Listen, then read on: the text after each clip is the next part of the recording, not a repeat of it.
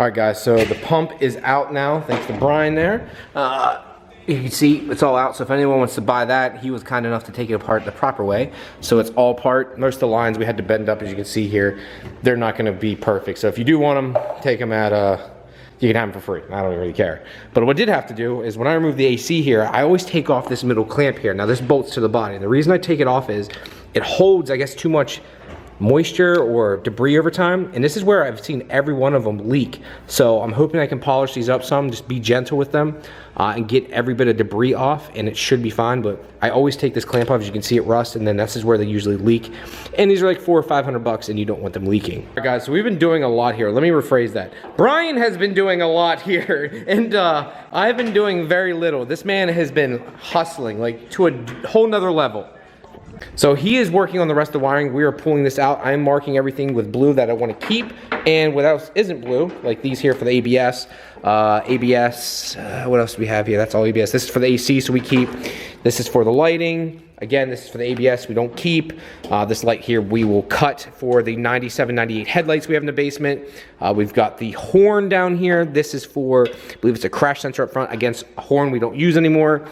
He's trying to get some clips off, and he's doing it the proper way. I ripped them out. Brian's like, no, you're an idiot, Ryan. Do it the right way. He didn't actually say that because he's too nice, but that's what he's saying in his head, and he just won't say it out loud.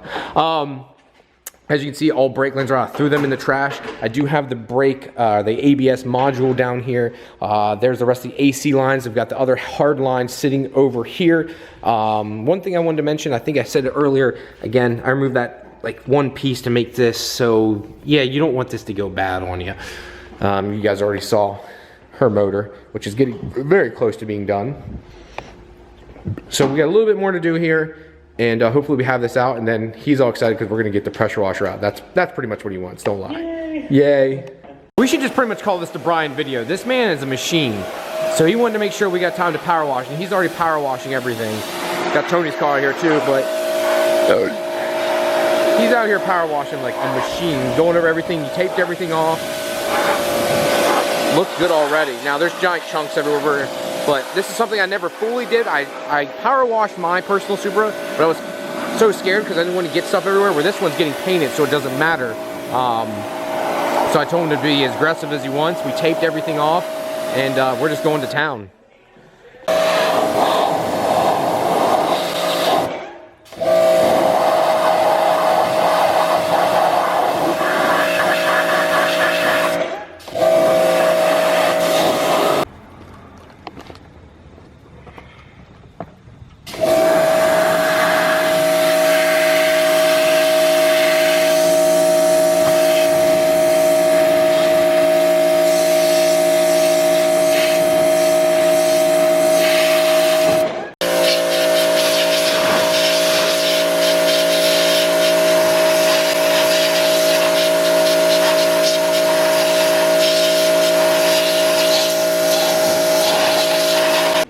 Shouldn't be that heavy. All the heavy stuff's out of it. Yep. See if we can pass. Alright, keep pushing. You got it? Yeah, you're over the. Sweet. There you go. Yep, keep going. Keep going because we gotta get his car in too, so. Keep going. Keep going. Keep going a little bit more. Right there. All right, guys. Brian is gone now, but before we go any further, I just can't thank him enough. He did a lot.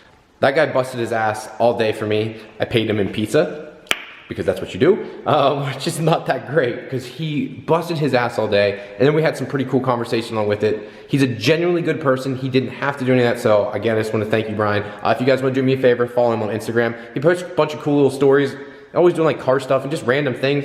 I enjoy them. I don't know why. He told me the other day I wish he would do more because I like following that stuff, but I digress. Let's get back to the car here. So obviously the motor's out, and if you can see over here too, we've got brake line stuff, which we'll get to in a minute. But first off, you're gonna be like, why is there red dots everywhere? Well, the reason for all the red dots is we're going to be shaving all that. What I mean by shaving, we're just going to be welding those holes shut. I'm not shaving everything because I'm still going to keep my fuse box, so I need these holes here, but anything where you see red, just going to put weld in it and get rid of it. Part of me doesn't want to, but part of me does.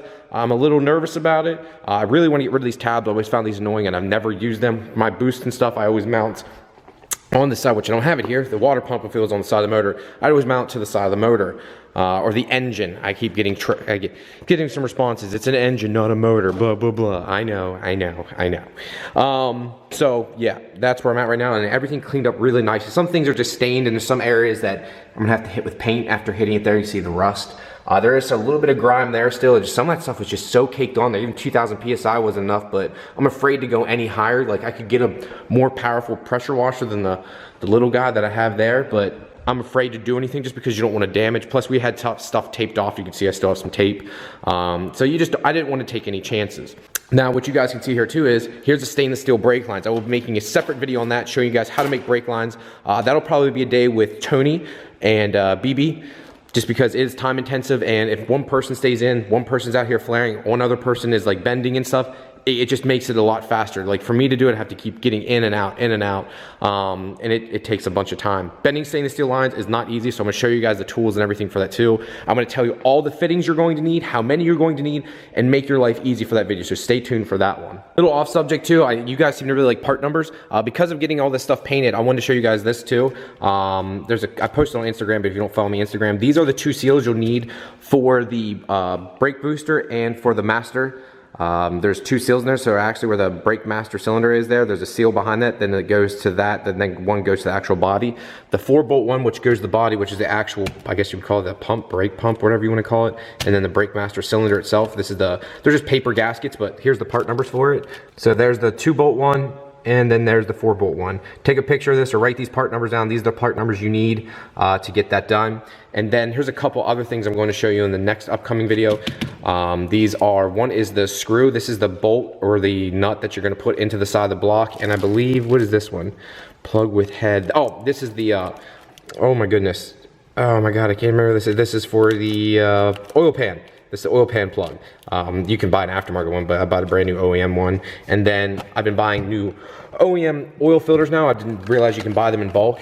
And one thing I didn't realize also, I've always just oiled my filters, right? Well, these actually come like sealed, which I never knew. And they come with, this one didn't, someone must have took it, but the one I just put on, it came with a new crush washer for the plug that I just put in. So it's pretty neat. Every time they give you a new crush washer, it comes pre-oiled and lubed, so you don't have to do it. Not that that's really hard to do, but I just thought that's kind of neat, and I wanted to show you guys again. That's the part number. So I know some guys use the bigger or taller, I believe it comes off the Tacoma or Tundra, which is the same, but I'm just using an OEM factory one because I change the oil about every 1,000 to 1,200 miles. I change the oil just because that's cheap insurance in my opinion. Some other things now here too. Brother-in-law made me this sweet new table. So I just finished painting it there. It's pretty big. Look at me. You see my old one there. Again, compared to the new one, it is quite massive. This is 6 foot by 3 foot, I believe. I think that's what it is. I think it's 36 inches. And I wanted something bigger. You can see here, like you can barely, it worked. It was nice because I didn't want to take up too much room until I realized like that's just not enough. Compared to the old wooden table I had, it's still better. But now I feel a lot better because I have an actual working surface. The rest of it I painted, but the top I actually purposely left not painted because this one got so banged up and destroyed, and I got brake fluid on it, and literally you can see like chunks came off. And I'm like, well, I'd rather just keep it like this, and I'll just put brake cleaner on every once in a while to clean off the surface. And then the bottom ones I did paint because that's literally just going to be storage for parts and projects and stuff that I'm doing. We put big 5-inch casters on it. But my brother-in-law made this. If anyone's looking for a table made locally, he's willing to make something for you. He can kind of do anything. And you want to talk about reinforced? Look at the bars underneath of it. This literally, I think the casters are 450 pounds they're rated for, each caster. So I mean, this thing's a tank. I mean, it'll hold, this could hold a couple motors. If you'd like it to, and then you store the parts underneath. It's like if you're a GTR, you just drop the whole assembly down onto this table and then roll it out, and then you can keep all the parts underneath it, which I think is pretty neat. Last thing I want to talk about with you guys here, I still have some parts. So I have an ABS module here. I have igniters. I have a couple random parts and stuff that are for like some NA cars. I think the ABS units doesn't matter what you have. This will work for whether it's NA or turbo, but I have some stuff here, throttle cables. I've got some MR2 parts. I've got the Turbonetics turbo, and I have a cam. I have an HKS 280 cam here. That's for the exhaust side if anyone's interested in it. So just some random parts if anyone needs it. Some more stuff. The McLeod clutch. Not a McLeod, this is a Clutch Master clutch in here that I had in that for like 1,000 miles and got rid of just because it doesn't hold the power goals that I'm hitting now. But if anyone's interested in that, it's a single disc that holds 600, I believe it was 600 foot-pounds. I think that's what it was rated for, something like that, or 550 foot-pounds. So if anyone's looking for like a street car around the 650 wheel horsepower, 700 wheel horsepower mark, this is fine. Anything past that, I think you're pushing it and it's just going to slip. And that's kind of what I ran into. It held fine for me when I made 93 octane. Never slipped on me once until I actually went to 85, and then I started running into issues and was causing me nothing but problems, sadly. And that's going to be it for this one, guys. Thanks for tuning in. Let's get her car done. It's got to be a little bit more pain in the ass than I thought it was going to be.